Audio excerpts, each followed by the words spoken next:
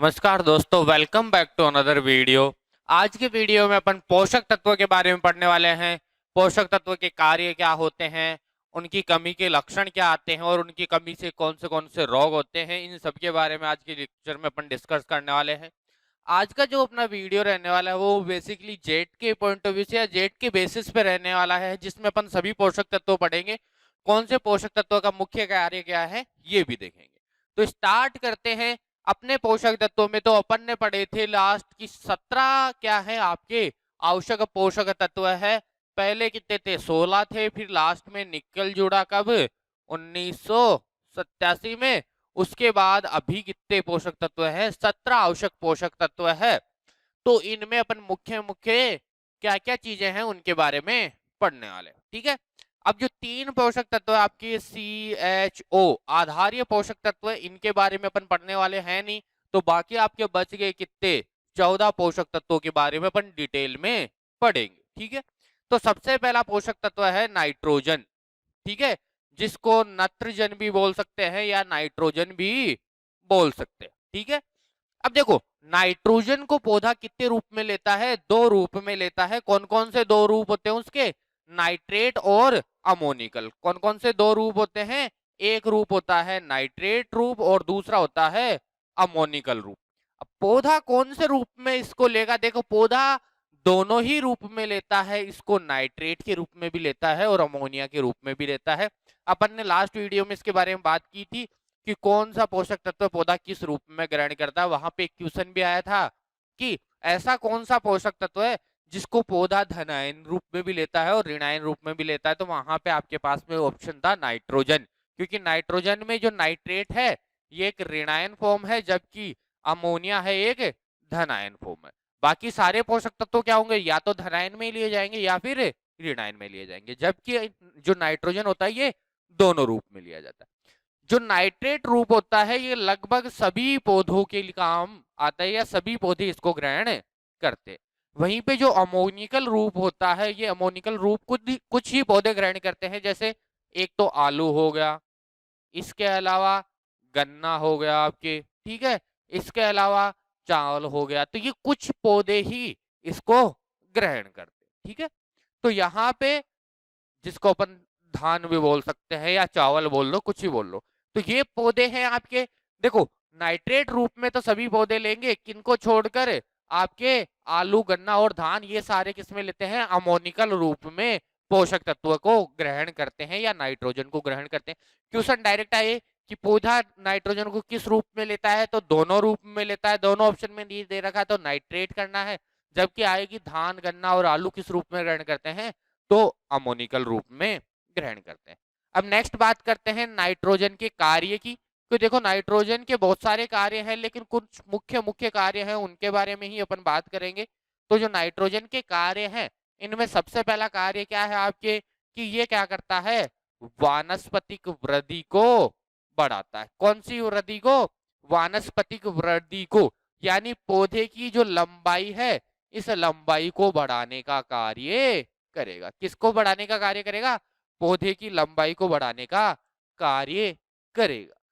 वहीं पे अगर अपन बात करते हैं फोस्फोरस की, तो फोस्फोरस जस्ट उल्टा काम करता है।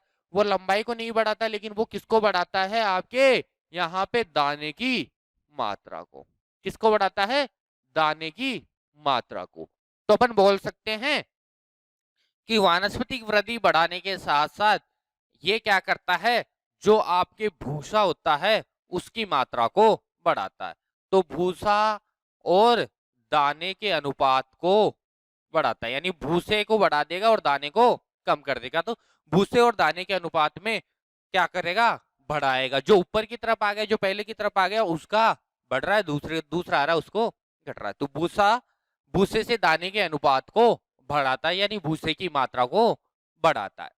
दूसरे इसके कार्य की बात करें तो देखो, दूसरा इसका कार्य क्या होगा? दूसरा इसका कार्य यह है कि ये क्या करता है? क्लोरोफिल का निर्माण करता है। क्लोरोफिल बोले तो पर्णहरित के निर्माण में सहायक होता है, जो पौधे का कौन सा रंग बनाए रखते हैं? हरा रंग। तो पौधे के हरा रंग के लिए जिम्मेदार पोषक तत्व कौन सा हो गया? नाइट्रोजन या नत्रजन जिम्मेदार हो गया। और ये किसका निर्माण करता है? क्लोरोफिल का निर्माण करता है। इसके अलावा तीसरी बात करें तो क्लोरोफिल के अलावा ये पोरफायरिंग रिंग का भी निर्माण करते हैं, पोरफायरिंग रिंग का। और पोरफायरिंग रिंग क्या होती है, यह भी क्लोरोफिल में ही पाई जाती है, तो अपन बोल सकते हैं कि पर्णहरित के निर्माण में ही सहायक होता है। पोरफायरिंग रिंग क्या होती है, देखो ये इस रिंग का जो मध्यवर्ती जो चीज होती है वो तो होता है मैग्नीशियम, और साइड में 4 क्या लगे होते हैं, नाइट्रोजन लगे होते हैं। तो अपन बोल सकते हैं इस पोरफायरिंग रिंग का एक मुख्य घटक होता है। और पोरफायरिंग रिंग का अगर मुख्य घटक है तो क्लोरोफिल के निर्माण का भी ये क्या हो गया, एक मुख्य घटक हो गया। तो इसके मुख्य कार्य की बात करें तो वानस्पतिक वृद्धि को बढ़ाता है, क्लोरोफिल के निर्माण में सहायक होता है, पोरफायरिंग रिंग का निर्माण करता है, और भूसे से दाने का अनुपात बढ़ाता है। ये इसके मुख्य कार्य हो गए। वहीं पे कमी के लक्षण की बात करें तो कमी के लक्षण अपन ये नहीं पढ़ेंगे कि कौन सी पत्तियों पर सबसे पहले आते हैं, कौन सी पर बाद में आते हैं, क्योंकि ये चीज अपन एक अलग से वीडियो में पढ़ चुके हैं कि कौन से पोषक तत्वों की कमी कहाँ आती है। अगर आपने नहीं देखा है तो उस वीडियो का लिंक मैं नीचे दे दूंगा डिस्क्रिप्शन बॉक्स और कमेंट बॉक्स में, आप वहां से जाके उस वीडियो को भी देख लीजिए, जिससे आपको समझ में आ जाएगा कि सबसे पहले किसी पोषक तत्व की कमी के लक्षण कहाँ आते हैं। आज के वीडियो में अपन ये बात नहीं करेंगे कहाँ कमी के लक्षण आते हैं, कौन से के पहले आते हैं, कौन से के बाद में आते हैं, कौन सा अधिक चालक होता है, कौन सा कम चालक होता है, ये सब आप लास्ट वीडियो में देख सकते हैं। आज अपन सिंपल बात करेंगे कि कमी से कौन सा लक्षण आता है। तो अगर कमी की बात करें तो कमी में जो सबसे मुख्य लक्षण आता है, इसमें क्या आता है, पत्तियों में वी आकार का पीलापन आ जाता है। कौन से आकार का आता है, वी आकार का पीलापन। देखो नाइट्रोजन की कमी से पत्तियों का रंग पीला पड़ जाता है, वो पीला किस आकार का पड़ता है, वी आकार का पड़ता है। ठीक है, तो आपकी ये पत्ती है, इस पत्ती में जो पीलापन आएगा वो किस आकार का आएगा, वी आकार का पीलापन आ जाएगा। अंग्रेजी के वी आकार में पीलापन आएगा, तो इसको बोलते हैं अपन वी आकार का पीलापन। वहीं पे कमी से रोग की बात करें तो यहाँ से कमी में जो रोग होते हैं वो मुख्य रूप से कौन कौन से रोग हैं। सबसे पहला रोग होता है खाद्यान्न फसलों का। खाद्यान्न फसलों में कौन सा आता है, स्टारवेशन। कौन सा रोग होता है, स्टारवेशन रोग होता है। किसमें होता है, खाद्यान्न फसलों में होता है। वहीं पे सेकंड अगर अपन बात करें दूसरे रोग की, तो सेकंड रोग कौन सा आता है, सेकंड रोग आता है आपका फूल गोभी में बटनिंग। किसमें, फूल गोभी में बटनिंग। तो ये दो कमी से रोग होते हैं। देखो कमी से कौन कौन से रोग हो गए, सबसे पहला स्टारवेशन रोग हो गया और दूसरा बटनिंग रोग हो गया। वहीं पे बात करें अगर अधिकता की, कि अधिकता से क्या होता है, तो अधिकता से जो रोग होता है वो कौन सा रोग है, वो रोग है होलोस्टेम।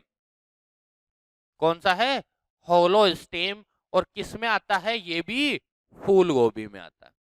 किसमें आता है, फूल गोभी में आता है होलोस्टेम, जो नाइट्रोजन की तो अधिकता से या नत्रजन की तो अधिकता से होता है, परंतु बोरोन की कमी से होता है। तो ये रोग दो चीजों से हो रहा है, एक तो नाइट्रोजन या नत्रजन की अधिकता से और बोरोन की कमी से। ठीक है, तो दोनों चीजें ध्यान में रखनी है। ऐसा नहीं है कि आपके ऑप्शन आ गया कि निम्न में से होलोस्टेम रोग या फूल गोभी का होलोस्टेम किससे होता है, तो आप लिख दो कि नाइट्रोजन की अधिकता से। ऑप्शन आपके नाइट्रोजन की अधिकता हो सकता है, दूसरा हो गया फास्फोरस की अधिकता, तीसरा हो सकता है बोरोन की कमी, और चौथा हो गया पहला और तीसरा दोनों। तो आपको क्या करना है, पहला और तीसरा दोनों करना।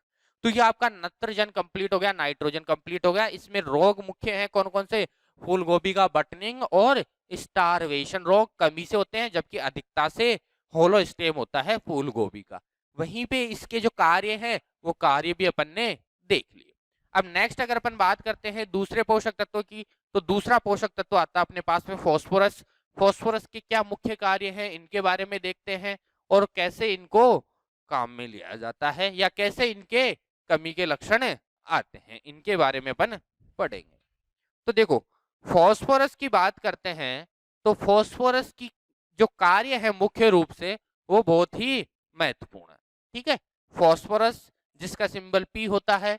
अब फास्फोरस की बात कर रहे हैं तो फास्फोरस को पौधा किस रूप में लेता है, H2PO4 माइनस में मुख्य रूप से लेता है। इसके अलावा HPO4 2 माइनस रूप में भी लेता है, दोनों रूप में ले लेता है। लेकिन मुख्य रूप से कौन से रूप में लेता है, H2PO4 माइनस। पौधा सर्वाधिक फास्फोरस पीएच पर ग्रहण करता है, 6.5 पीएच पर ग्रहण करता है, जो अपन ने पहले भी बात की थी। वहीं पे H2PO4 और HPO4 दोनों बराबर मात्रा में कब ग्रहण करेगा, पीएच 7.2 पर। 7.2 पर तो दोनों चीजें कितनी होगी, बराबर मात्रा में हो जाएगी। वहीं पे सर्वाधिक ग्रहण कौन सी पीएच पर करेगा, 6.5 पीएच पर। क्यों, क्योंकि सर्वाधिक ग्रहण पौधा कौन सी फॉर्म को करता है, कौन से रूप को करता है, H2PO4 माइनस। अब नेक्स्ट अगर अपन बात करते हैं, आज के वीडियो थोड़ा अपन फास्ट रख रहे हैं जनरल वीडियो से। क्यों, क्योंकि अभी लास्ट टाइम आ गया, टाइम इतना बचा नहीं है, सिलेबस बहुत सा बाकी पड़ा है। तो अपन क्या करेंगे, थोड़ा फास्ट करेंगे। आप थोड़ा कोऑपरेट करने की कोशिश कीजिए, थोड़ा समझिए आराम से, एक बार नहीं 2 बार वीडियो को देखिए, आराम से समझ में आ जाएगा 2 बार में तो आपको, ठीक है। तो यहाँ पे फास्फोरस को सर्वाधिक 6.5 पीएच पर ग्रहण किया जाता है, दोनों रूप को बराबर 7.2 पीएच पर ग्रहण किया जाता है। अगर कार्य की बात करें तो फास्फोरस के बहुत सारे कार्य हैं। तो सबसे पहले कार्य की बात करें तो ये क्या करता है, दाने की मात्रा को बढ़ाता है। जैसे अपन ने लास्ट नाइट्रोजन में देखा था कि नाइट्रोजन भूसे की या वनस्पतिक वृद्धि को बढ़ा रहा है, ऐसे ये दाने की मात्रा को बढ़ाता है। तो अपन बोल सकते हैं कि जो भूसे से दाने का अनुपात है उसको कम कर देता है। क्या करता है, भूसे से दाने का अनुपात कम कर देता है। या फिर जस्ट इसको उल्टा लिख सकते हैं कि दाने से भूसे का अनुपात बढ़ा देता है, यानी दाने की मात्रा को बढ़ाता है और भूसे की मात्रा को कम कर देता है। क्यों, क्योंकि ये दाने के निर्माण में सहायक होता है। इसके अलावा अगर इनके दूसरे कार्य की बात करें तो ये क्या करता है, जड़ों के विकास में भी सहायक। किसके में, जड़ों के विकास में भी सहायक है। इसके अलावा और कार्य की बात करें तो नेक्स्ट इसका कार्य क्या आता है, ये क्या करता है आपका, ये मुख्य रूप से अप्रत्यक्ष रूप से सूखा सहन करने की क्षमता को बढ़ाता है। पौधे की जो अप्रत्यक्ष रूप से सूखा सहन करने की क्षमता है उसको बढ़ाता है। देखो यहां पे 2 चीजें आती हैं, एक तो अप्रत्यक्ष रूप से आ गया और दूसरा आता है प्रत्यक्ष रूप से। प्रत्यक्ष रूप से सूखा सहन करने की क्षमता को पोटेशियम बढ़ाता है, जबकि अप्रत्यक्ष रूप से सूखा सहन करने की क्षमता कौन बढ़ाता है, आपका फास्फोरस। ध्यान रखने वाली बात है, प्रत्यक्ष रूप से कौन बढ़ाता है, आपका पोटेशियम, और अप्रत्यक्ष रूप से सूखा सहन करने की क्षमता कौन बढ़ाता है, आपका फास्फोरस। अब इसके अलावा फास्फोरस के लिए 2 महत्वपूर्ण चीजें भी अपन पढ़ेंगे। सबसे पहले इसको बोलते हैं की ऑफ लाइफ। क्या बोलते हैं, की ऑफ लाइफ, या हिंदी में बोले तो जीवन की कुंजी। क्यों बोलते हैं फास्फोरस को जीवन की कुंजी, क्यों बोलते हैं, क्योंकि फास्फोरस किसका निर्माण करता है, डीएनए और आरएनए के निर्माण में सहायक होता है। और डीएनए और आरएनए जीवन के बहुत महत्वपूर्ण आनुवांशिक आधार होते हैं, इसीलिए इनको कहा जाता है कि ये जीवन की कुंजी होते हैं। क्या कार्य करते हैं ये डीएनए और आरएनए का निर्माण करते हैं, जो एक महत्वपूर्ण भूमिका निभाते हैं आनुवांशिक गुणों के आदान प्रदान में। अब यहाँ पे जीवन की कुंजी के अलावा नेक्स्ट अगर अपन बात करें तो इसको एनर्जी करेंसी या फिर ऊर्जा की मुद्रा भी कहा जाता है।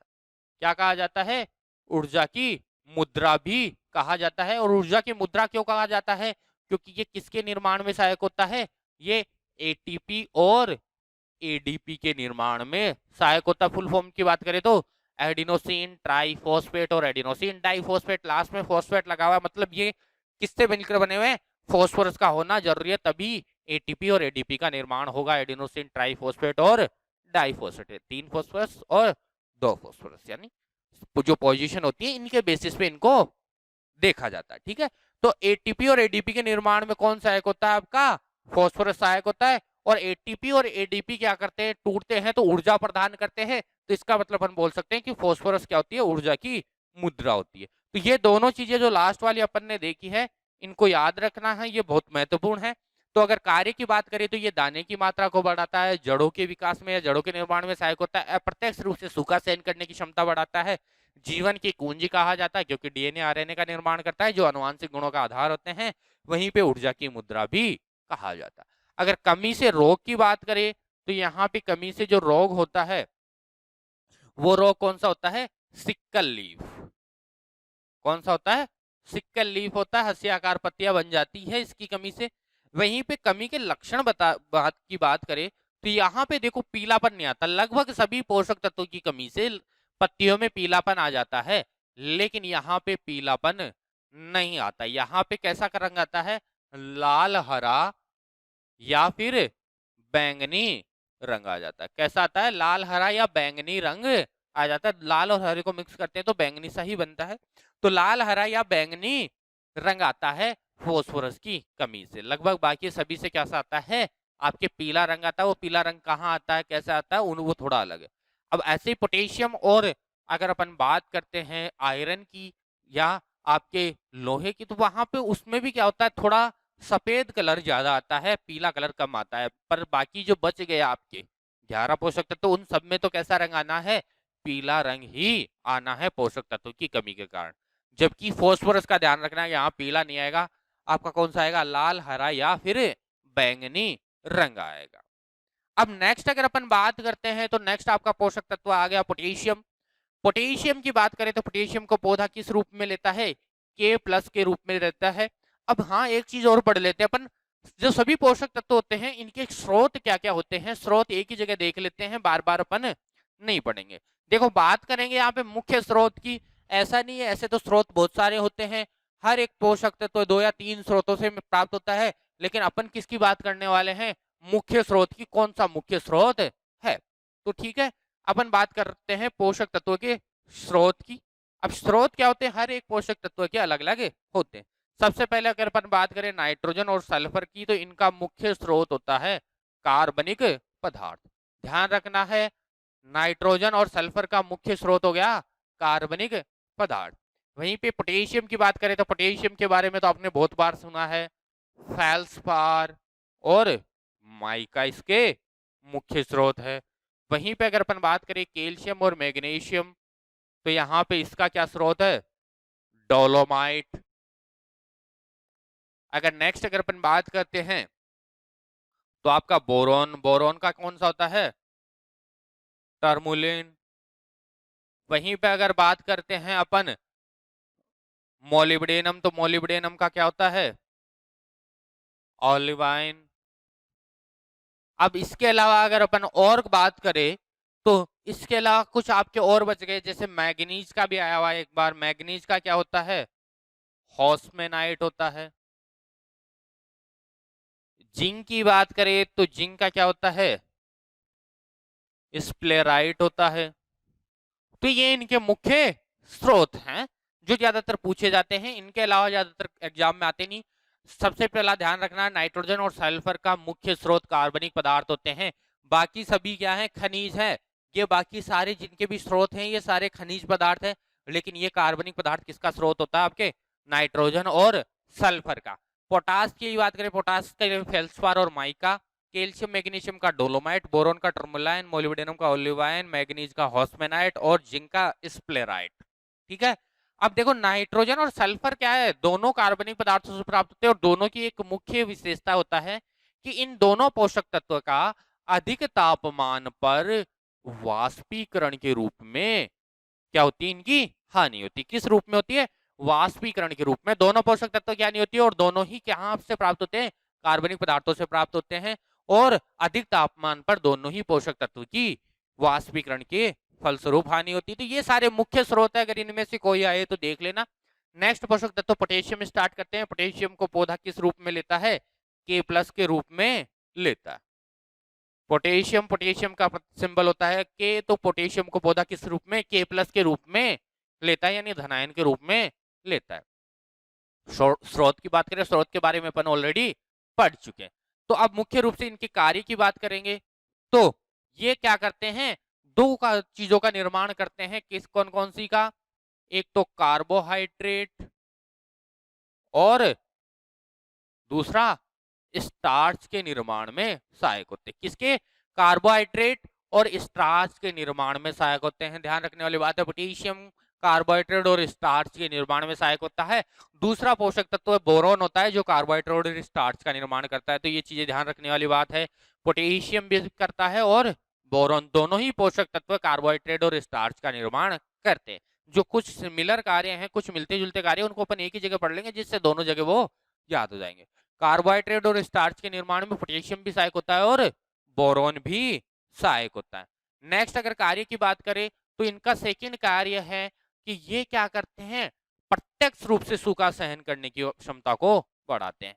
क्या होते हैं, प्रत्यक्ष रूप से सूखा सहन करने की क्षमता को क्या करते हैं, बढ़ाते हैं। प्रत्यक्ष रूप से सूखा सहन करने की क्षमता कौन बढ़ाता है, पोटेशियम। जबकि अपन ने पढ़ा था भी थोड़े टाइम पहले कि अप्रत्यक्ष रूप से सूखा सहन करने की क्षमता कौन बढ़ाता है, आपका फॉस्फोरस। प्रत्यक्ष आपका पोटेशियम, अप्रत्यक्ष आपका फॉस्फोरस। इसके अलावा अगर पोटेशियम के और कार्य की बात करें तो पोटेशियम को बोलते हैं अपन स्ट्रेस अवॉइडर। वो इसी वजह से बोलते हैं कि प्रत्यक्ष रूप से सूखा सहन करने की जो क्षमता होती है इसको बढ़ाता है। इसी के साथ साथ इसमें दो चीजें और आती हैं आपके, कि एक तो आता आपका हिडन हंगर,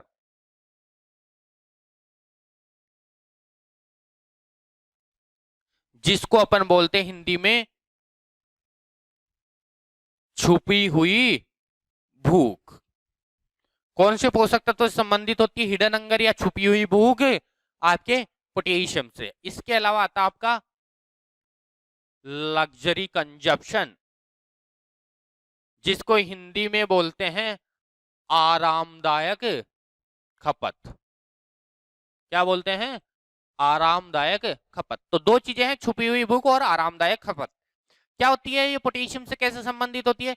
छुपी हुई भूख ये बताती है कि जब किसी, वैसे सिंपल भाषा में देखें तो जब किसी पोषक तत्व की कमी होती है तो क्या करता है पौधा, उस पोषक तत्व की कमी के जो लक्षण हैं उन लक्षणों को क्या करता है, प्रदर्शित करता है।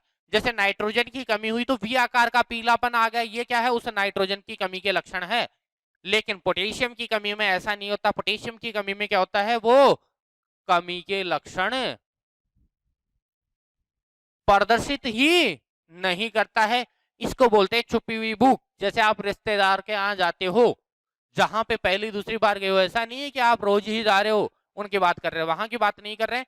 जहां पे अभी आप एक या दो बार गए हो, अगर वहां पे ये सिचुएशन देखे तो आपको भूख तो लग जाती है, लेकिन आप खाने के लिए उनको बोल नहीं पाते हो। यानी आपके अंदर तो भूख है लेकिन आप ऐसा दिखा रहे हो कि मुझे भूख नहीं लगी है। तो ये होती है छुपी हुई भूख। किससे संबंधित होती है, पोटेशियम से संबंधित होती है। फिर से देखते हैं छुपी हुई भूख क्या होती है। आपको अंदर से तो भूख लग रही है लेकिन आप खाने के लिए मना कर रहे हो कि मैं नहीं खाऊंगा, मेरे को भूख नहीं लगी है, मैं बाद में खाऊंगा, मैं अभी नहीं खाऊंगा। लेकिन एक्चुअल में क्या आपको भूख लगी हुई है, लेकिन आप उस भूख को छुपा रहे हो, आप ऐसा दिखा रहे हो कि मुझे भूख नहीं लगी है। तो सेम ऐसा ही क्या है कि पौधे में पोटेशियम की तो कमी है लेकिन पौधा पोटेशियम की कमी के लक्षण दिखा नहीं रहा है। वो बोल रहा है पोटेशियम की मेरे अंदर कमी नहीं है, पर्याप्त मात्रा में है। तो इसी को बोलते हैं छुपी हुई भूख। ठीक है। दूसरी आती है आरामदायक खपत, जो इसकी जस्ट उल्टी है, कि पोटेशियम की जब अधिकता होगी तो उस अधिकता के लक्षण प्रदर्शित नहीं करेगा। देखो चाहे कमी हो चाहे अधिकता हो, दोनों के लक्षण प्रदर्शित करता है। कमी के लक्षण प्रदर्शित करेगा, अधिकता के लिए जो विषैले प्रभाव होते हैं पौधा उनको प्रदर्शित करेगा। लेकिन ध्यान देने वाली बात है कि पोटेशियम क्या बोलता है कि ना तो मेरे में कमी होगी तो बताऊंगा ना मैं, और ना ही मेरे को कोई अधिक दे दोगे तो बताऊंगा। तो दोनों ही चीज क्या होती है, पोटेशियम से संबंधित होती है। एक को बोलते हैं छुपी हुई भूख, दूसरी को बोलते हैं आरामदायक खपत या लग्जरी कंजप्शन। देखो यहाँ पे आरामदायक खपत को, जैसे आपने क्या कर लिया, किसी से कंपटीशन लगा लिया कि तेरे से ज्यादा रोटी मैं खा सकता हूं, तो आपने क्या किया, रोटी खा रहे हैं आप, खा रहे आपका पेट भर गया, लेकिन आप क्या दिखाते हो कि मेरा पेट नहीं भरा, मैं अभी तो 5 रोटी और खा सकता हूँ, 10 रोटी और खा सकता हूँ। क्यों, क्योंकि आपने कंडीशन लगाई है। अब इस सिचुएशन में क्या होगा, आपको जितना खाना खाना था वो तो खा चुके, लेकिन आप जबरदस्ती खाते हो और ये भी दिखाते हो कि आपको और भूख लगी, आप और खाना खा सकते हो। तो इसको बोलते हैं आरामदायक खपत, जो पोटेशियम की अधिकता के कारण होती है। ठीक है, यानी अधिकता होगी तो भी पोटेशियम उसकी अधिकता के लक्षण को प्रदर्शित नहीं करेगा, तो इसको बोलेंगे आरामदायक खपत। और अगर कमी हो रही है और कमी के लक्षण प्रदर्शित नहीं कर रहा है तो इसको बोलेंगे छुपी हुई भूख। यानी भूख तो लग रही है लेकिन आप छुपा रहे हो। आरामदायक खपत में क्या अधिकता है लेकिन आप नहीं बता रहे हो। इसके अलावा एक तीसरी चीज और रिलेटेड है इससे, इसको बोलते हैं ट्रैफिक पुलिसमैन पोटेशियम को क्या बोलते हैं? Traffic policeman. अब ट्रैफिक पुलिसमैन क्यों बोलते हैं इसको, इसका भी एक मुख्य कारण है। देखो, ट्रैफिक हवलदार क्या करता है, बैरिकेड लगा देता है और उनको कब खोलता है, जब कोई आदमी सही हो, उसको लगता है कि इस आदमी के पास लाइसेंस नहीं है, या ये आदमी फर्जी है, या इस आदमी ने कुछ गलत काम किया, तो वो आपको क्या कर लेगा, रोक लेगा। तो ट्रैफिक क्या, जो हवलदार होता है वो क्या करता है, या ट्रैफिक पुलिसमैन होता है वो क्या करता है, जिन जो सही होते हैं उनको जाने देता है और जो खराब होते हैं उनको रोक लेता है। ऐसे ही क्या होता है कि ये जो रोकने और जाने की जो प्रक्रिया है ये पोटेशियम भी करता है। ठीक है, तो पोटेशियम क्या करता है, रंध्रों के जो खुलने और बंद होने की क्रिया होती है उसको क्या करता है, नियंत्रित करता है। आपने पढ़ा होगा फिजियोलॉजी में, वहां पे आपने देखा था कि जो पोटेशियम होता है वो अंदर चला जाता है, पोटेशियम मैलेट बना लेता है, पोटेशियम मैलेट जल में घुलनशील होता है, ओपीडीपीडी बढ़ जाती है, द्वार कोशिकाओं में जल आ जाता है, द्वार कोशिकाएं फूल जाती है और रंध्र खुल जाते हैं। रात के समय ऐसे ही क्या होगा, पोटेशियम अलग हो जाएगा मैलेट आयन से, और वहां पे वापस से क्या होगा, ओपीडीपीडी कम हो जाएंगे और रंध्र बंद हो जाएंगे। तो रंध्रों के खुलने और बंद होने की क्रिया मुख्य रूप से द्वार कोशिकाओं के अंदर पोटेशियम के जाने और वापस आने के ऊपर निर्भर करता है। तो अपन बोल सकते हैं कि ये जो सारी क्रियाएं हैं, ये सारी क्रियाएं किसके द्वारा नियंत्रित की जा रही है, पोटेशियम के द्वारा नियंत्रित की जा रही है। तो पोटेशियम को बोलते हैं ट्रैफिक पुलिसमैन, जो रंध्रों के खुलने तथा बंद होने की क्रिया को नियंत्रित करता। ठीक है, ये हो गए इसके मुख्य कार्य। कौन कौन से हो गए, प्रत्यक्ष रूप से सूखा सहन करने की क्षमता को बढ़ाता है, कार्बोहाइड्रेट स्टार्च के निर्माण में सहायक होता है, छुपी हुई भूख, आरामदायक खपत और ट्रैफिक पुलिसमैन। अब बात करें कमी की, तो कमी से तो देखो कोई रोग होगा नहीं और ना ही कोई लक्षण प्रदर्शित करेगा। क्यों? क्योंकि पोटेशियम में छुपी हुई भूख पाई जाती है। ऐसे अधिकता से भी कुछ प्रदर्शित नहीं करेगा। क्यों? क्योंकि वहां पे भी क्या होगा, आपकी आरामदायक खपत हो जाएगी। लेकिन अगर बहुत ज्यादा पोषक तत्वों की कमी हो जाती है, बहुत ज्यादा पोटेशियम की कमी हो जाती है, तो पत्तियों के जो किनारे होते हैं वो किनारे क्या हो जाएंगे, झुलस जाएंगे। पत्तियों के किनारे क्या हो जाते हैं, झुलस जाते हैं। अगर आपके पास में पोटेशियम की बहुत ज्यादा कमी हो जाती है, या पौधे के अंदर पोटेशियम की बहुत ज्यादा कमी हो जाती है, उस स्थिति में क्या होंगे, पत्तियों के किनारे झुलस जाते हैं। अब ये मुख्य पोषक तत्व थे, तो थोड़ा डिटेल में देखा था अपन ने, बाकी पोषक तत्वों को इतना डिटेल में नहीं देखने वाले हैं। द्वितीय पोषक तत्व आपके पास में 3 है, कैल्शियम, मैग्नीशियम और सल्फर। तो थोड़ा सा उनके बारे में देखेंगे, और जो सूक्ष्म पोषक तत्व हैं उनके बारे में अपन मुख्य मुख्य बातें ही करेंगे, हर एक चीज के वो नहीं पढ़ेंगे। ठीक है, अब देखो पौधा पोषक तत्व किस रूप में लेता है, अपन ने पहले से पढ़ लिया था, अकार्बनिक और आयोनिक रूप में पौधा पोषक तत्वों को लेता है। अब द्वितीय या गौण पोषक तत्वों की बात करें तो सबसे पहला आ गया कैल्शियम, इसके अलावा मैग्नीशियम और सल्फर, दो और हैं आपके। तो कैल्शियम की पढ़े तो कैल्शियम को Ca2+ के रूप में लेता है। अब हर पोषक तत्व के बारे में ये नहीं पढ़ेंगे कौन से को कौन से रूप में लेता है, ये ऑलरेडी अपन ने लास्ट वीडियो में पढ़ लिया था। अगर आपने नहीं देखा है तो वो जाकर देख लीजिए। देखो, कैल्शियम की बात करेंगे, कैल्शियम की बात कर रहे हैं तो कैल्शियम का मुख्य स्रोत भी अभी अपन ने थोड़ी देर पहले पढ़ लिया था, इसका क्या होता है, डोलोमाइट होता है। इसके अलावा कैल्साइट भी इसका स्रोत होता है। तो कैल्शियम के जो मुख्य कार्य हैं वो क्या क्या हैं, और अपन इसके साथ साथ ही मैग्नीशियम को भी ले लेते हैं। ठीक है, तो मैग्नीशियम को Mg2+ के रूप में लेता है, कैल्शियम को Ca2+ के रूप में लेता है। अब कार्य की बात करें तो सबसे पहले ही तो ये क्या होते हैं, मध्य पटलिका के निर्माण में सहायक होता है। मध्य पटलिका किसकी बनी होती है, कैल्शियम मैग्नीशियम पैक्टेट की बनी होती है। किसकी बनी होती है, कैल्शियम मैग्नीशियम पैक्टेट की बनी होती है। तो इसका मतलब क्या हुआ, मध्य पटलिका के निर्माण में कौन सा सहायक होता है, कैल्शियम के साथ साथ मैग्नीशियम भी सहायक होता है। कौन सा, कैल्शियम के साथ साथ मैग्नीशियम भी मध्य पटलिका के निर्माण में सहायक होता है। दूसरे कार्य की बात करें, देखो यहाँ पे सिंपल चीजें हैं कि मध्य पटलिका का निर्माण करता है। मध्य पटलिका में किसकी बनी होती है, कैल्शियम मैग्नीशियम पैक्टेट की बनी होती है। तो यहाँ पे कैल्शियम भी सहायक है और मैग्नीशियम भी सहायक है। तो मध्य पटलिका के निर्माण में कैल्शियम और मैग्नीशियम दोनों ही काम आते हैं। अब इसके अलावा बात करें तो कोशिका भित्ति के निर्माण में सहायक होता है, क्योंकि कोशिका भित्ति की अंदर ही तो मध्य पटलिका बनती है, तो कोशिका भित्ति के निर्माण में भी सहायक होता है। अगर इसके अलावा बात करें कोशिका भित्ति के अलावा, तो कोशिका भित्ति के अलावा ये क्या करता है, कोशिका विभाजन तथा दीर्घीकरण में सहायक होता है। कोशिका विभाजन तथा दीर्घीकरण में सहायक होता है। ये मुख्य कार्य है जो अलग से है कैल्शियम का।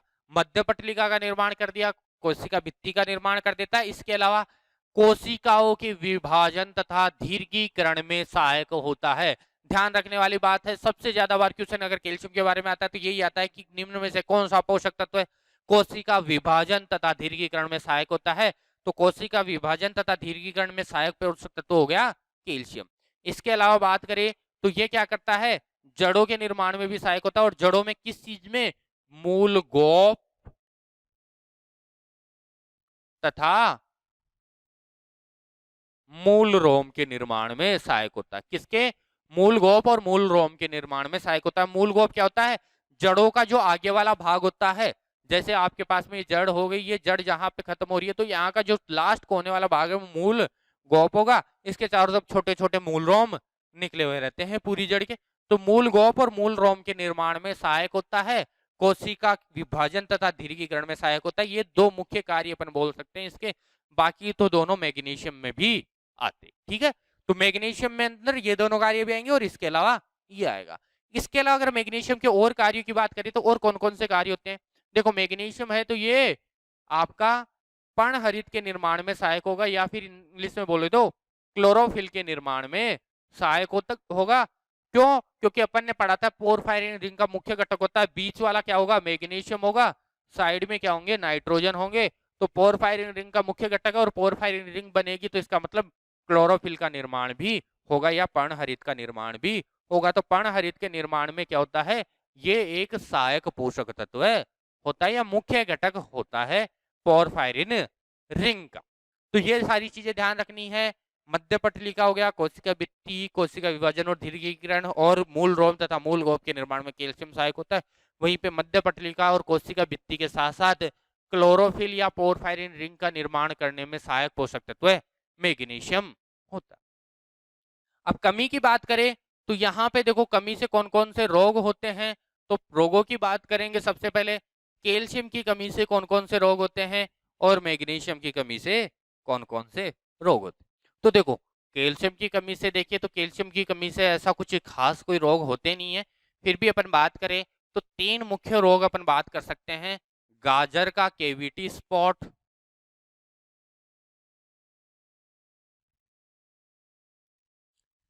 गाजर में कौन सा होता है, केविटी स्पॉट। छोटे छोटे अपन बात करें तो गाजर के अंदर क्या होते हैं, यहाँ पे कोनों में क्या होते हैं, छोटे छोटे गड्ढे बन जाते हैं, केविटी बन जाती है, उनको बोलते हैं केविटी स्पॉट। तो गाजर के केविटी स्पॉट किससे होते हैं, आपके कैल्शियम की कमी के कारण। इसके अलावा जो आपके टमाटर का ब्लोजम एंड रोट होता है,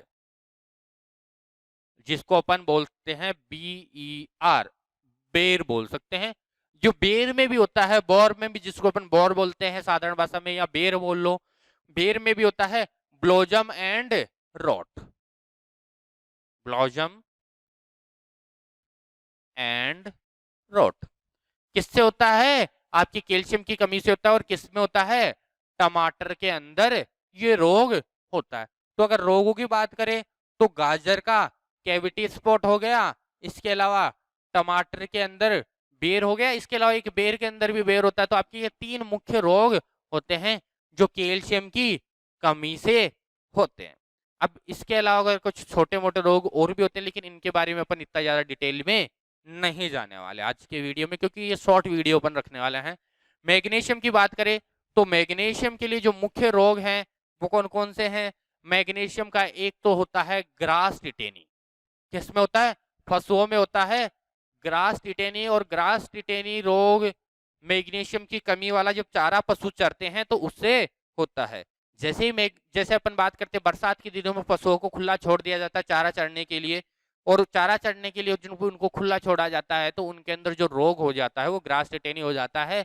अपन बोलते हैं कि सूखा जो हरा चारा है वो ज्यादा खाने से पशुओं को क्या हो गया है, ये रोग हुआ। लेकिन एक्चुअल में वो किसकी वजह से हुआ है, मैग्नीशियम की कमी युक्त चारा खाने की वजह से। बरसात की ऋतु में ज्यादा देखा जाता है क्योंकि पशुओं को खुला बरसात की ऋतु में ही छोड़ा जाता है और मैग्नीशियम की कमी युक्त चारा खाने से पशु में ग्रास टिटेनी हो जाता है। इसके अलावा तंबाकू में भी एक रोग होता है। तंबाकू में कौन सा रोग होता है? तंबाकू में होता है सैंड्रोम। किसमें होता है? तंबाकू में होता है आपका। तंबाकू में कौन सा रोग हो जाता है? सैंड्रोम रोग होता है और ग्रास टिटेनी हो जाता है पशुओं में। तो ये दो मुख्य रूप से रोग थे।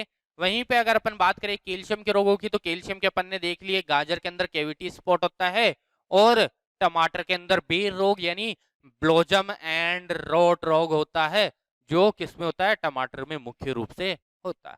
अब जो तीसरा जो आपका द्वितीयक या गौण पोषक तत्व है और लास्ट गौण पोषक तत्व की बात करें तो आपका आता है सल्फर। अब सल्फर के बारे में एक चीज और ध्यान रखनी है, सल्फर चौथा महत्वपूर्ण पोषक तत्व है। देखो 3 महत्वपूर्ण पोषक तत्व हो गए, प्राथमिक एनपीके, और चौथा महत्वपूर्ण पोषक तत्व कैल्शियम या मैग्नीशियम नहीं है, चौथा महत्वपूर्ण तत्व है सल्फर। तो चौथा महत्वपूर्ण तत्व आ गया सल्फर। तो क्वेश्चन आता है बहुत बार कि निम्न में से फोर्थ या चौथा महत्वपूर्ण पोषक तत्व कौन सा है? तो सल्फर आएगा। ठीक है, कैल्शियम मैग्नीशियम नहीं आएगा। अब नेक्स्ट अगर अपन बात करते हैं सल्फर की, तो सल्फर के कार्य की बात करें तो देखो सल्फर का कार्य क्या होता है? सल्फर सबसे महत्वपूर्ण कार्य करता है, सल्फर युक्त एमिनो अम्लों का निर्माण करता है, एमिनो एसिड का निर्माण करता है या फिर एमिनो अम्लों का निर्माण करता है। अब सल्फर युक्त एमिनो अम्ल कितने होते हैं? 3 ऐसे एमिनो अम्ल है जो सल्फर युक्त एमिनो अम्ल की श्रेणी में आते हैं। कौन कौन से हैं सल्फर युक्त एमिनो अम्ल? इनको याद करने की ट्रिक है एसएमएस। एसएमएस तो सुना होगा, मोबाइल में एसएमएस आता है ना, तो एसएमएस से याद कर दो, एसएमएस सल्फर युक्त एमिनो अम्ल होते हैं। इसको रिवाइज करो, एसएमएस क्या होता है? सल्फर युक्त एमिनो अम्ल होता है। एसएमएस का मतलब, फर्स्ट एस का मतलब हो गया सिस्टाइन, एम का मतलब हो गया मीथियोनिन, और थर्ड एस है आपका, इसका हो गया सिस्टीन। तो अपन बोल सकते हैं सिस्टाइन, मीथियोनिन, सिस्टीन, या फिर सिस्टीन, मीथियोनिन और सिस्टाइन, कुछ भी याद कर लो। एसएमएस यानी 2 एस से स्टार्ट होंगे, 1 एम से स्टार्ट होगा। सल्फर युक्त एमिनो अम्ल की श्रेणी में 3 एमिनो अम्ल आते हैं। इन एमिनो अम्लों का निर्माण कौन करता है? सल्फर करता है। और कौन कौन से हैं? सिस्टाइन, मीथियोनिन और सिस्टीन। अब इसके अलावा सल्फर का एक मुख्य कार्य है कि ये क्या करता है? तेल की मात्रा बढ़ाता है, या तिलहनी फसलों में तेल के लिए सबसे महत्वपूर्ण पोषक तत्व है आपका सल्फर। तो सल्फर तिलहनी फसलों में सबसे महत्वपूर्ण पोषक तत्व है। क्यों? क्योंकि ये किसकी मात्रा को बढ़ाता है? तेल की मात्रा को ये बढ़ाता है।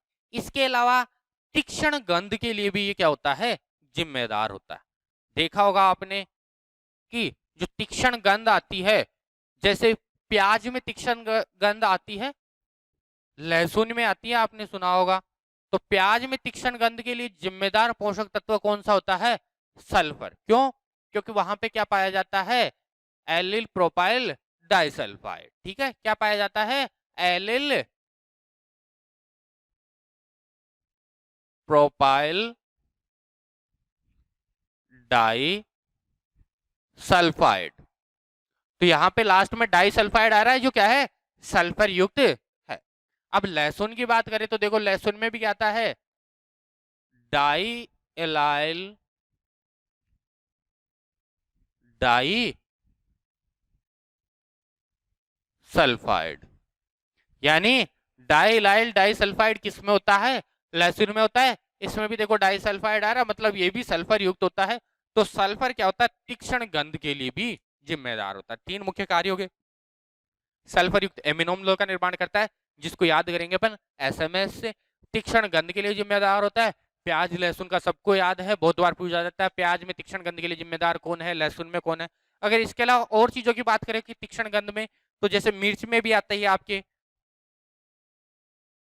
इसके अलावा आपके मिर्च के अंदर बात करें तो कैप्साइसिन आता है, और यहाँ पे लाल रंग की बात करें तो कैप्साइथिन आता है। तो वो दोनों चीजें अलग अलग है, कैप्साइसिन और कैप्साइथिन। अब इसके अलावा मूली में बात करें तो मूली में क्या होता है? उसमें थायोसाइनेट होता है, तो ये सारी चीजें आपको याद करनी, ठीक है। अब यहाँ पे ये तेल की मात्रा के लिए भी जिम्मेदार होता है। सल्फर किसके लिए जिम्मेदार होता है? तेल की मात्रा। तिलहनी फसलों में तेल के निर्माण में भी ये सहायक होता है। अब नेक्स्ट अगर अपन बात करते हैं इसकी कमी से कौन से रोग होते हैं, तो देखो इसकी कमी से जो रोग होते हैं, इस रोग में एक तो आता है पीलापन।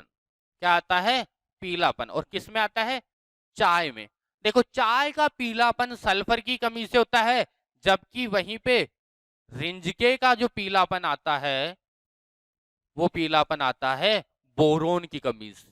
ध्यान रखने वाली बात है। नेक्स्ट पोषक तत्व अपन बोरोन ही लेंगे। चाय की कमी से जो चाय में जो पीलापन आता है वो सल्फर की कमी से आता है, और रिंजके का जो पीलापन आता है वो बोरोन की कमी से आता है, ठीक है। तो यहाँ पे ध्यान रखना है, चाय का जो पीलापन रोग आएगा वो सल्फर की कमी से आएगा। वहीं पे अधिकता की बात करें तो H2S की अधिकता से, जो सल्फर युक्त है कि अधिकता से कौन सा रोग होता है? अधिकता से होता है धान में अकोची रोग। कौन सा होता है? धान का अकोची रोग H2S की अधिकता से, यानी सल्फर की अधिकता के कारण होता है। और वहीं पे अगर अपन बात करते हैं पीलापन, तो चाय का पीलापन सल्फर की कमी के कारण आता है। अब यहाँ पे एक चीज और ध्यान रखनी है कि H2S की अधिकता के कारण धान में अकोची रोग तो होता है, लेकिन इसी के साथ साथ ये आयरन की कमी के कारण भी होता है। तो सल्फर की अधिकता और आयरन की कमी दोनों से ही धान में क्या होता है? अकोची रोग होता है। इस चीज को आपको ध्यान रखना है। तो यहाँ पे ये हो गए सल्फर के मुख्य कार्य और रोग कमी से और अधिकता से। कमी से कौन सा हो गया? चाय का पीलापन। अधिकता से H2S की अधिकता से कौन सा रोग हो जाता है? धान का अकोची रोग। अब सूक्ष्म पोषक तत्व पढ़ेंगे अपन। सूक्ष्म पोषक तत्वों में इतना ज्यादा डिटेल में जाएंगे नहीं, एक दो पोषक तत्वों को छोड़कर, जैसे बोरोन हो गया आपके। बोरोन में जो रोग होते हैं वो महत्वपूर्ण होते हैं, तो बोरोन के रोग के बारे में अपन पढ़ेंगे, ठीक है। तो नेक्स्ट पोषक तत्व आ गया आपका बोरोन। अब देखो बोरोन भी एक महत्वपूर्ण पोषक तत्व है। बोरोन के बारे में क्या देखते हैं अपन? देखो बोरोन एक महत्वपूर्ण पोषक तत्व है जो पौधों के लिए बहुत आवश्यक है। क्यों? क्योंकि ये निषेचन की क्रिया के लिए आवश्यक होता है। और कैसे आवश्यक होता है? क्योंकि ये निर्माण करता है किसका? पराग कण और पराग नली का। किसका? पराग कण और पराग नली के निर्माण में ये क्या होता है? सहायक होता है। वहीं पे सेकंड चीज की बात करें तो ये क्या करता है? पोटेशियम और कैल्शियम के जो अनुपात होते हैं उन अनुपात को क्या करता है? निर्धारित करता है या नियंत्रित करता है। एक अपन ने पोटेशियम में बात की थी कि ये किसके निर्माण में भी सहायक होता है? कार्बोहाइड्रेट तथा स्टार्च के निर्माण में सहायक होता है। तो ये तीन इनके मुख्य अपन रोग कार्य बोल सकते हैं। पहला कार्य ये परागकण और पराग नली के निर्माण में सहायता करता है, और परागकण और पराग नली के निर्माण में सहायता करेगा तो निषेचन की क्रिया में सहायता कर रहा है। क्योंकि परागकण और पराग नली बनेगी नहीं तो निषेचन की क्रिया कभी होगी ही नहीं। परागकण और पराग नली का निर्माण हो रहा है तो ही क्या होगी? निषेचन की क्रिया होगी। इसके अलावा पोटेशियम और कैल्शियम के अनुपात को निर्धारित करता है, कार्बोहाइड्रेट और स्टार्च के निर्माण में सहायता करता है। बहुत बार क्वेश्चन आया है कि निम्न में से कौन सा पोषक तत्व निषेचन की क्रिया के लिए सहायक होता है? तो निषेचन की क्रिया के लिए सहायक कौन सा होता है? बोरोन। या परागकण और पराग नली के निर्माण में कौन सा सहायक होता है? बोरोन सहायक होता है। नेक्स्ट अगर अपन बात करते हैं इनके कार्य हो गए इनके रोगों की। तो इनके रोग हैं, रोग बहुत ज्यादा है इनमें, तो रोगों के बारे में थोड़ा सा ध्यान देना, ठीक है। सबसे पहले रोग की बात करें तो नींबू वर्गीय जो फल होते हैं, उन नींबू वर्गीय फलों में जो फल फटने की समस्या आती है वो भी किसकी कमी के कारण आती है? बोरोन की कमी से नींबू वर्गीय फलों में फल फटने की समस्या आती है। इसके अलावा सूरजमुखी में क्या आता है? चफिनेस। तो सूरजमुखी का चफिनेस भी किससे होता है? आपके बोरोन की कमी के कारण होता है। इसके अलावा अगर अपन बात करते हैं चकुंदर में, तो चकुंदर में भी एक रोग होता है। कौन सा रोग होता है? Heart rot. कौन सा होता है? Heart rot. ठीक है, वहीं पे अगर फूल गोभी की बात करें तो फूल गोभी में कौन सा रोग होता है, फूल गोभी का पढ़ा था अपन ने। फूल गोभी में वैसे दो रोग होते हैं। एक तो रोग होता है आपका जो नाइट्रोजन की अधिकता से भी हो रहा था, कौन सा, होलो स्टेम। कौन सा होता है, होलो स्टेम। होलो स्टेम किससे होता है, बोरॉन की कमी से तथा नाइट्रोजन की अधिकता से भी। तो किससे होता है, बोरोन की कमी के साथ साथ नाइट्रोजन की अधिकता से भी होता है। अपन ने स्टार्टिंग में भी देखा था फूल गोभी का होलो स्टेम। इसके अलावा फूल गोभी में एक रोग और होता है, कौन सा, ब्राउनिंग, यानी पीलापन आ जाता है, ब्राउन हो जाती है, भूरे भूरे रंग की हो जाती है, ब्राउनिंग हो जाती है। इसके अलावा नेक्स्ट अगर अपन बात करते हैं तो रिंजके का पीलापन अभी अपन ने देखा था।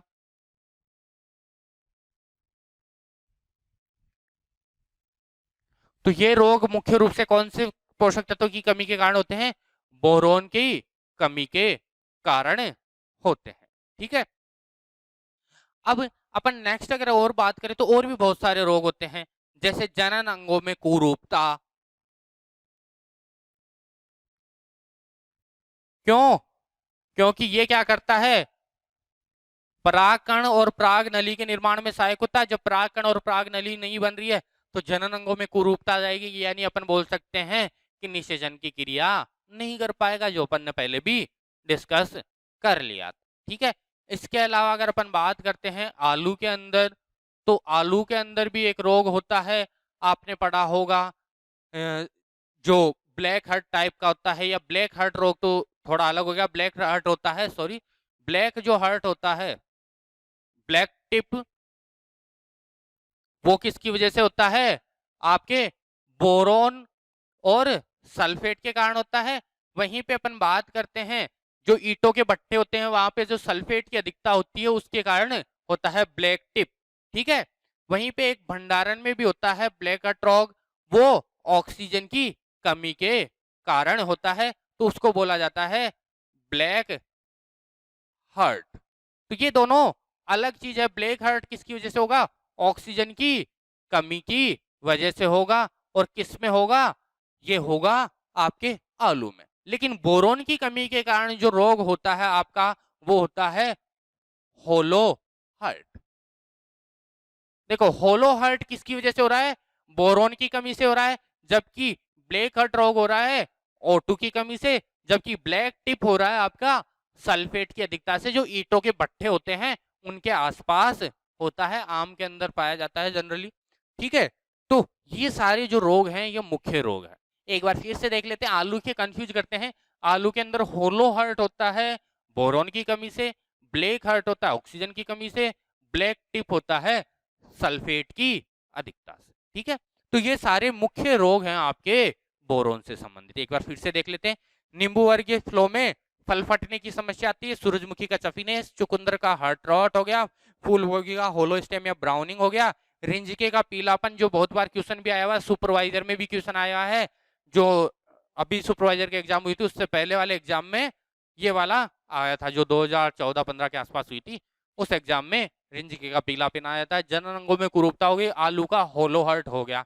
इसमें आलू के दो रोग, सॉरी एक रोग और हो गया ब्लैक हर्ट, जो ऑक्सीजन की कमी के कारण होता है। वहीं पर भंडारण में ये रोग पाया जाता है, जबकि ब्लैक टिप आलू में तो नहीं होता, लेकिन ब्लैक टिप इससे संबंधित ही है, इनसे नाम मिलता जुलता है। तो अगर ब्लैक टिप की बात करें तो वो सल्फेट की अधिकता से होता है, और ईंटों के भट्टों के आसपास ये रोग ज्यादा देखा जाता है।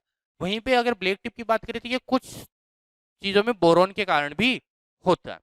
अब नेक्स्ट जो आपका पोषक तत्व लेने वाले हैं वो अपन लेते हैं आयरन को, या जिनको अपन साधारण भाषा में लोहा बोलते हैं। लोहा लेना एक मुहावरा भी आपको याद होगा, हिंदी पढ़ी है तो यहाँ पे सबसे पहले अपन बात करते हैं आयरन की। तो आयरन के क्या क्या कार्य हैं इनके बारे में डिटेल में अपन नहीं जाने वाले, सिंपल चीजें देखने वाले हैं। आयरन के कार्य की बात करें तो आयरन का कार्य है सबसे पहला, लेग हीमोग्लोबिन प्रोटीन के निर्माण में सहायक होता है। किसके निर्माण में सहायक होता है, लेग हीमोग्लोबिन प्रोटीन के निर्माण में सहायक होता है। लेग हीमोग्लोबिन एक प्रोटीन है जो क्या है, दो शब्दों से लैग और हीमोग्लोबिन। हीमोग्लोबिन प्रोटीन होती है, आपको पता है, लैग का मतलब हो गया लोहा, यानी आयरन युक्त प्रोटीन क्या होती है, लैग हीमोग्लोबिन प्रोटीन होती है। और इसके निर्माण में क्या कौन सहायक होगा, आयरन सहायक होगा। इसके अलावा जो प्रकाश की जो अभिक्रियाएं होती है, उस अभिक्रियाओं में आपने देखा होगा फेराडॉक्सिन, जो फर्स्ट इलेक्ट्रॉन ग्राही होता है, फेराडॉक्सिन के निर्माण में भी कौन सहायक होता है, आपके आयरन सहायक होता है। इसके अलावा क्लोरोफिल के निर्माण में भी सहायक होता है। तो ये तीन मुख्य कार्य हो गए आपके आयरन के, लैग, हीमोग्लोबिन, फेराडॉक्सिन और क्लोरोफिल के निर्माण में सहायक होता है। नेक्स्ट अगर अपन बात करते हैं इनके कमी से जो रोग होने वाले हैं, तो कौन कौन से रोग होते हैं। अगर आयरन की बात करें तो आयरन से इंसानों में एक रोग होता है, आपने पढ़ा होगा, एनीमिया। एनीमिया रोग मनुष्य में किसकी कमी से होता है, आयरन की कमी से होता है। आयरन की कमी युक्त अनाज को अगर अपन खाएंगे तो जिससे अपने शरीर में क्या होगी, धीरे धीरे आयरन की कमी होती चली जाएगी और एनीमिया रोग हो जाएगा। इसकी कमी से जो पत्तियां होती है वो कैसी हो जाती है, कुछ सफेद से कलर की हो जाती है। और इससे जो रोग होता है फसलों में, वो सफेद अंडा से होता है। कौन सा रोग हो गया, सफेद अंडा से रोग आयरन की कमी के कारण होता है। तो अगर इनके कार्य की बात करें तो लेग हीमोग्लोबिन प्रोटीन के निर्माण में, फेराडॉक्सिन के निर्माण में, क्लोरोफिल के निर्माण में। वहीं पे कमी से रोग एनीमिया और सफेद अंडा से रोग होता है। वहीं पे एक रोग अपन ने पहले और पढ़ लिया था कि H2S की अधिकता से कौन सा रोग होता है, धान में अकोची। वो रोग किसकी वजह से होता है, आयरन की कमी के कारण भी होता है। तो अपन बोल सकते हैं कि धान का अकोची रोग भी इसके कारण होता है। अभी अपन थोड़ा इसको स्पीड में लेने वाले हैं कि ऑलरेडी टाइम है वो बहुत ज्यादा हो चुका है, 1 आवर के आसपास वीडियो ऑलरेडी बन चुका है। तो अपन क्या करने में, इनको जितना जल्दी हो सके कंप्लीट करेंगे। जो मुख्य मुख्य चीजें हैं आपको वही बताएंगे, यहाँ पे कोई हार्ड फास्ट रूल है नहीं, आपको ये सिंपल चीजें हैं याद करनी। नेक्स्ट अगर अपन बात करें मैग्नीज की, तो मैग्नीज में देखो कुछ चीजें इंपॉर्टेंट है, उसके जो रोग हैं वो बहुत बार पूछे जाते हैं। मैग्नीज की कमी से कौन कौन से रोग होते हैं, तो मैग्नीज के बारे में देखें तो जो मैग्नीज होता है उसके कार्य की बात करें तो कार्य वो सिंपल वही है, ये भी क्लोरोफिल के निर्माण में सहायक होता है। और इसका जो एक मुख्य कार्य है कि जो हिल अभिक्रिया होती है वहां पे जल के प्रकाशीय अपघटन में सहायक होता है। किसमें, जल के प्रकाशीय अपघटन में सहायक पोषक तत्व कौन सा होगा, मैग्नीज। जब जल का अपघटन होगा वहां पे थोड़ा जल का अपघटन अलग टाइप से होता है, वहां पे क्या बनते हैं 2H प्लस हाफ O2 बनता है, इस टाइप से जल का अपघटन होता है। यहाँ पे मुख्य पोषक तत्व के रूप में मैग्नीज कार्य करता है और सहायक पोषक तत्व के रूप में क्लोरीन। तो मैग्नीज और क्लोरीन दोनों जल के प्रकाशीय अपघटन में सहायक होते हैं। मुख्य पोषक तत्व है मैग्नीज आता है, सहायक पोषक तत्व क्लोरीन आता है। अगर आपके ऑप्शन आता है कि निम्न में से कौन सा पोषक तत्व जल के प्रकाशीय अपघटन में सहायक है, पहला ऑप्शन आ गया आपके मैग्नीज, दूसरा ऑप्शन आ गया आपके आयरन, तीसरा ऑप्शन आ गया आपके क्लोरीन और चौथा ऑप्शन आ गया आपके पास में जिंक। तो होते तो मैग्नीज और क्लोरीन दोनों ही हैं। अब आप कौन सा करोगे, तो मुख्य रूप से कौन सा है, मैग्नीज। लेकिन वहीं पे चौथा ऑप्शन आ जाता आपका 1 और 3 दोनों, तो आप कर देते 1 और 3 दोनों। क्यों, क्योंकि मैग्नीज भी आवश्यक और क्लोरीन भी आवश्यक है। मुख्य मैग्नीज हो गया और सहायक पोषक तत्व के रूप में क्लोरीन हो गया। तो जल के प्रकाश या अपघटन में ये मुख्य रूप से सहायक होता है, ये इसका मुख्य कार्य। इसके अलावा कोई ज्यादा इसके मुख्य कार्य है नहीं। वहीं पे अगर इनकी कमी की बात करें तो कमी से जो मुख्य रूप से रोग होते हैं उनके बारे में ज्यादातर पूछा जाता है। तो 4 मुख्य रोग आते हैं इसकी कमी के। कौन कौन से रोग आते हैं, सबसे पहले अगर मैग्नीज की कमी के से रोग होता है उसकी बात करें तो वो होता है जई का, जई जिसको अपन बोलते हैं ओट बोलते हैं। तो जई या फिर ओट बोलते हैं, या कुछ स्थिति में इसको जो भी बोल सकते हैं, जो एक्चुअल में जो तो अलग होता है लेकिन मान सकते हैं, ठीक है। तो जई का मुख्य रोग होता है तो ग्रे स्पेक नामक एक रोग होता है। जई का ग्रे स्पेक किससे होता है, मैग्नीज की कमी से होता है। दूसरा रोग की बात करें तो मटर का मार्स स्पॉट। कौन सा रोग होता है? मटर का मार्स स्पॉट। तीसरा बात करें तो तीसरा होता है गन्ने का पहला झुलसा, जिसको अपन बात करते हैं फाला ब्लाइट भी बोलते हैं। इंग्लिश में बात करते हैं फाला ब्लाइट, हिंदी में बात करें तो पहला झुलसा। ठीक है। अगर चौथे रोग की बात करें तो चौथा रोग होता है स्पिकल्ड येलो या स्पिकल्ड पीलापन। किसका होता है? चकुंदर का होता है। यानी चकुंदर में क्या होते हैं? चितकबरे धब्बे बन जाते हैं। पत्ती के बीच में क्या होंगे? छोटे छोटे चितकबरे धब्बे बन जाएंगे, जिसको बोलेंगे अपन स्पिकल्ड येलो। तो ये चार मुख्य रोग होते हैं जो बहुत बार एग्जाम में आए हुए भी हैं। सबसे पहले बात करें जई का, क्या होता है? ग्रे स्पेक रोग होता है। दूसरा बात करें मटर का मार्स स्पॉट होता है। तीसरा बात करें गन्ने का पहला झुलसा होता है। चौथा बात करें स्पीकल्ड पीलापन या चितकबरे धब्बे बन जाते हैं किसमें? चकुंदर में। ठीक है। और इसका मुख्य कार्य क्या है? जल के प्रकाशीय अपघटन में मुख्य पोषक तत्व की भूमिका निभाता है। वहीं पे सहायक पोषक तत्व की भूमिका क्लोरीन निभाता है। नेक्स्ट पोषक तत्व की बात करें तो अपन जो नेक्स्ट पोषक तत्व लेने वाले हैं वो भी इसी से संबंधित है थोड़ा सा। या अपन बात कर सकते हैं कॉपर की ले लो या फिर कोई भी ले लो, अपने को सभी पढ़ने हैं। तो अपन ले लेते हैं कॉपर। देखो, कॉपर के जो मुख्य कार्य हैं, सबसे पहले है ये विटामिन सी के निर्माण में सहायक होता है। ध्यान रखना है, कॉपर किसके निर्माण में सहायक होता है? विटामिन सी के निर्माण में सहायक होता है। इसके अलावा अगर कॉपर के कार्य की बात करें तो कॉपर क्या करता है? आपका इलेक्ट्रॉन ट्रांसफर का कार्य भी करता है, इलेक्ट्रॉन के स्थानांतरण का कार्य भी करता है। क्या करता है? इलेक्ट्रॉन के स्थानांतरण का कार्य करता है। तो ध्यान रखना है, कॉपर क्या करता है? विटामिन सी का निर्माण करता है और स्थानांतरण का कार्य करता है। ध्यान, एक चीज और भी रखनी है आपको कि जो विटामिन बी 12 है उसका निर्माण कोबाल्ट करता है, ना कि कॉपर। कोबाल्ट करता है विटामिन बी 12 का निर्माण और कॉपर करता है विटामिन सी का निर्माण। ठीक है। कोबाल्ट करता है विटामिन बी 12 का निर्माण, जिसको साइनोकोबालामाइन भी बोलते हैं। वहीं पे विटामिन जो सी है उसका निर्माण करता है कॉपर। और ये क्या करता है? इलेक्ट्रॉन स्थानांतरण का कार्य भी करता है। वहीं पे अगर रोग की बात करें तो देखो, एक चीज ध्यान रखने वाली बात है, जो लिटिल लीफ होती है,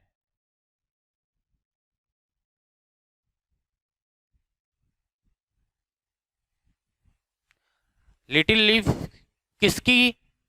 आपकी नींबू वर्गीय फ्लो की। नींबू वर्गीय फ्लो की जो लिटिल लीफ होती है, और लिटिल लीफ को हिंदी में बोले तो छोटी पत्ती। जो छोटी पत्ती रोग होता है, अगर नींबू वर्गीय का है तो कॉपर की कमी से, और अगर बाकी किसी का भी आ जाए, नींबू को छोड़कर कोई भी आ जाए, तो वहां पे आपका पोषक तत्व कौन सा होगा? जिंक। तो ये ध्यान रखना आपको, लिटिल लीफ या छोटी पत्ती रोग आए, अगर नींबू वर्गीय आए तो कॉपर का, और बाकी किसी का भी आए तो आपके जिंक का। ऐसा आ गया नींबू मक्का का लिटिल लीफ किससे होता है? तो आप करोगे जिंक। बाजरे का किससे होता है? जिंक। नींबू का किससे होता है? नींबू वर्ग जहां भी आ गया, संतरा आ गया, चाहे कुछ भी आ जाए, नींबू वर्ग के फल आ गए, तो नींबू वर्ग के फल का लिटिल लीफ या छोटी पत्ती रोग कॉपर की कमी से होता है। तो ये चीज ध्यान रखना है, लिटिल लीफ या छोटी पत्ती रोग नींबू वर्गीय फलों का कॉपर की कमी से, वहीं पे बाकी सभी का जिंक की कमी से। नेक्स्ट अगर अपन बात करते हैं रोग की, तो इसके अंदर एक रोग और आता है आपके सुधारक रोग। ठीक है। तो जो नींबू वर्गीय फलों में कौन सा होता है, या खाद्यान्न फसलों में भी आता है। तो अपन बात करते हैं खाद्यान्न फसलों का सुधारक रोग। तो ये आपको ध्यान रखना है, लिटिल लीफ या छोटी पत्ती आ गई, खाद्यान्न फसलों का सुधारक रोग आ गया। इसके अलावा नींबू वर्गीय फलों में दो रोग और होते हैं, एक तो होता है डाईबैक और दूसरा होता है गमोसिस। डाइबेक और गमोसिस दोनों ही नींबू वर्गीय फ्लो में होते हैं, और ये भी किसकी कमी से होते हैं? कॉपर की कमी से होते हैं। तो कॉपर की कमी से कौन कौन से रोग हो गए आपके? लिटिल लीफ हो गया, यानी छोटी पत्ती रोग हो गया। किसमें होता है छोटी पत्ती रोग? ये होता है नींबू वर्ग में कॉपर की वजह से, बाकी सभी में जिंक की वजह से हो गया। खाद्यान्न फसलों का सुधारक रोग हो गया, सुधारक रोग किसकी वजह से हो गया? कॉपर की कमी के कारण हो गया। डाइबेक और गमोसिस जो कि नींबू वर्गीय फ्लो में होते हैं, ये भी कॉपर की कमी के कारण होते हैं। अब बाकी जो आपके 2-3 पोषक तत्व बच गए हैं उनको भी अपन ले लेते हैं, वो भी ज्यादा बड़े बचे नहीं है अभी। तो मोस्ट ऑफ द अपन जहां तक है सभी पोषक तत्व कंप्लीट कर लेंगे आज के लेक्चर में। कुछ माइनर चीजें बचेगी तो उनको बाद में ट्राई करने की कोशिश करेंगे, बाद में कोई इस वीडियो में आप कवर कर ले। वैसे जहां तक है सभी कवर हो जाएगा, फिर भी कुछ बचेगा तो देख लेंगे नेक्स्ट वीडियो में। तो नेक्स्ट अगर अपन बात करते हैं पोषक तत्व की, तो आपका नेक्स्ट पोषक तत्व आता है आयरन। को अपन ने पढ़ लिया है तो आयरन अभी लेंगे नहीं। नेक्स्ट अगर अपन बात करते हैं जिंक की ही बात कर लेते हैं। तो जिंक का कार्य क्या है? देखो जिंक क्या करता है, ट्रिप्टोफैन के निर्माण में सहायक है। ट्रिप्टोफैन क्या होता है, या ट्रिप्टोफैन के निर्माण में कौन सहायक है? जिंक सहायक है। तो ट्रिप्टोफैन के बारे में बात करें तो ट्रिप्टोफैन पूर्ववर्ती है किसका? ऑक्जीन का। किसका है?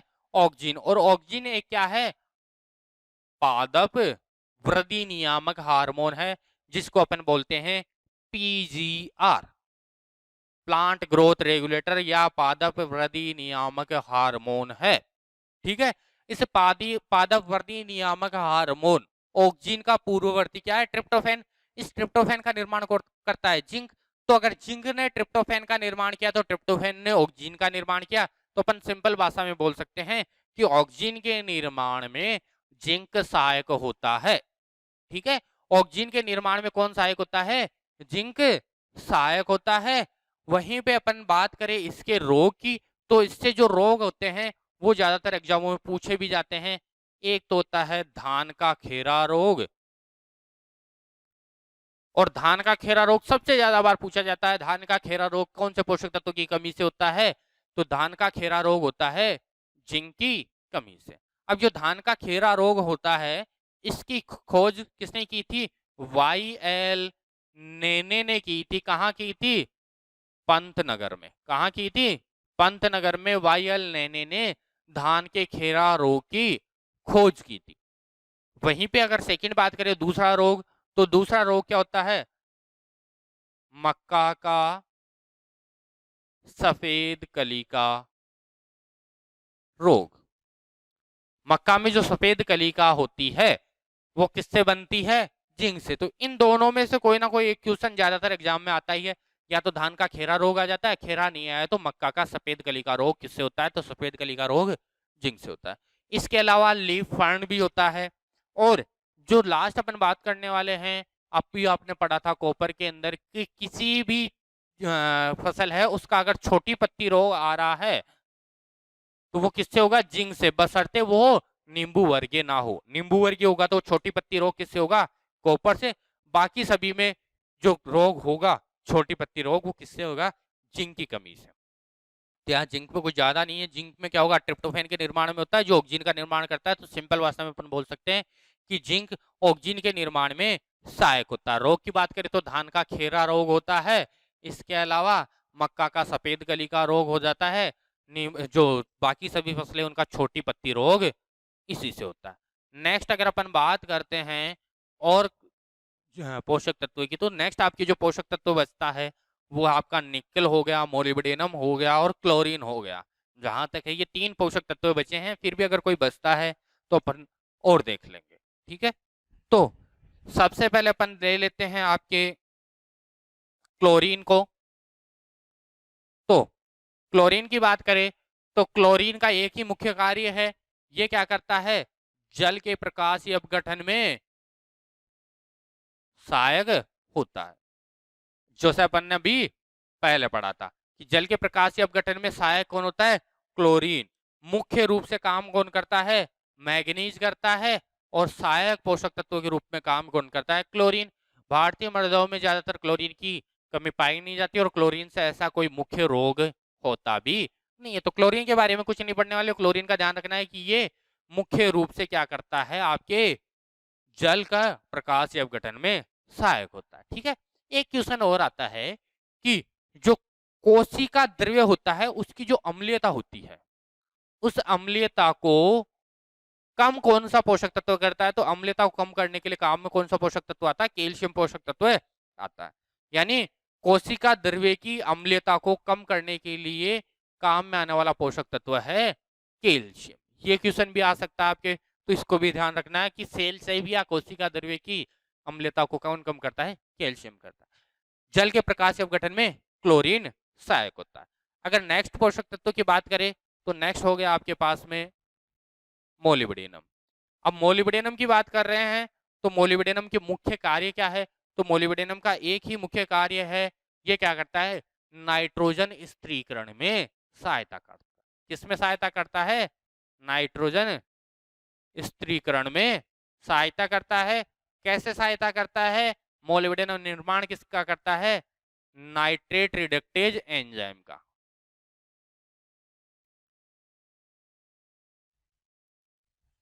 किसके करता है? नाइट्रेट रिडक्टेज एंजाइम का निर्माण करता है, जो नाइट्रोजन स्थिरीकरण की क्रिया में सहायक होता है। वहीं पे अगर अपन बात करते हैं कि अपन ने पढ़ा था स्टार्ट में कि मोलिब्डेनम के कुछ कार्य वेनेडियम प्रतिस्थापित कर देता है, तो नाइट्रोजन स्थिरीकरण का कार्य चकुंद्र की फसल में कौन करता है? वेनेडियम करता है। बाकी सब फसल में मोलिब्डेनम कर रहा है नाइट्रोजन स्थिरीकरण का कार्य, और किसकी वजह से? नाइट्रेट रिडक्टेज एंजाइम का निर्माण करता है। नेक्स्ट अगर अपन बात करते हैं निकिल की, तो निकिल भी एक मुख्य पोषक तत्व आता है नाइट्रोजन स्थिरीकरण की दृष्टि से, और ये नाइट्रोजन स्थिरीकरण में क्या करता है? यूरिएज एंजाइम की क्रियाशीलता को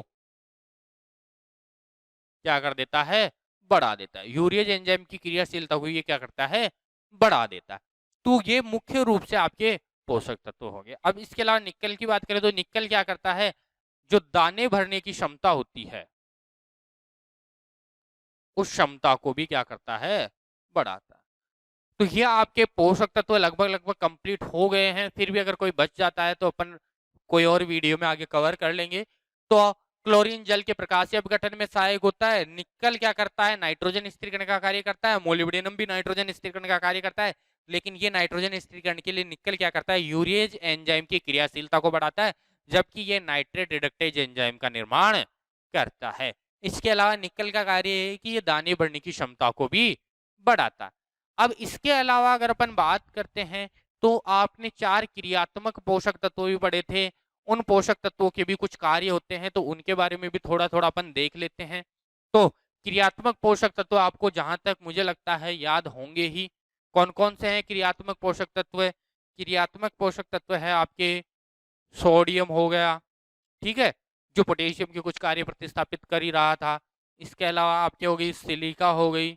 इसके अलावा अगर अपन बात करते हैं तो आपके कोबाल्ट हो गया और वेनेडियम हो गया। तो ये 4 आपके क्रियात्मक पोषक तत्व हैं। इनके कुछ कार्य अपन देख लेते हैं। जैसे सोडियम क्या करता है? आपके पोटेशियम के समान ही कार्य करता है। तो ये क्या करता है? ऑस्मो रेगुलेशन या परासरण नियमन। अपन ने पोटेशियम में इसको पढ़ा नहीं था वहां पे। तो पोटेशियम का भी कार्य होता है प्रासरण नियमन का कार्य, और ये चकुंद्र में प्रासरण नियमन का कार्य कौन करता है? आपके सोडियम करता है। ठीक है, तो प्रासरण नियमन का कार्य कौन कर रहा है? आपके सोडियम कर रहा है। किसमें करता है? चकुंद्र में। बाकी सब में कौन करता है? पोटेशियम। तो ये क्या हो गया? सोडियम का एक कार्य होता है प्रासरण नियमन का। सिलिका क्या करती है? सिलिका रोग प्रतिरोधक क्षमता बढ़ाती है।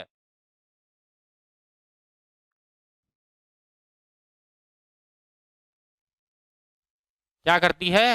रोग प्रतिरोधक क्षमता को बढ़ाती है। कैसे बढ़ाती है सिलिका? सिलिका देखो बेसिकली करती क्या है, कैसे कार्य होता है सिलिका से? सिलिका की बात करें तो सिलिका मुख्य रूप से कार्य क्या कर रही है? आपने देखा होगा धान के खेत में जाते हैं, धान में तो फिर भी नहीं पता लगता, गन्ने के खेत में जाते हैं तो आपके चारों तरफ क्या होता है? व्हाइट व्हाइट लग जाता है। वो उनकी पत्तियों के चारों तरफ क्या होता है? एक सिलिका की परत जमी हुई होती है, जो क्या करती है किसी भी सूक्ष्म जीवों को पत्तियों के अंदर जाने से रोकती है, इसके अलावा वातावरण के प्रभावों को भी कम कर देती है। तो जैसे मक्का हो गई, आपके धान हो गया, इसके अलावा आपके कौन सा हो गया, शुगर केन या फिर गन्ना।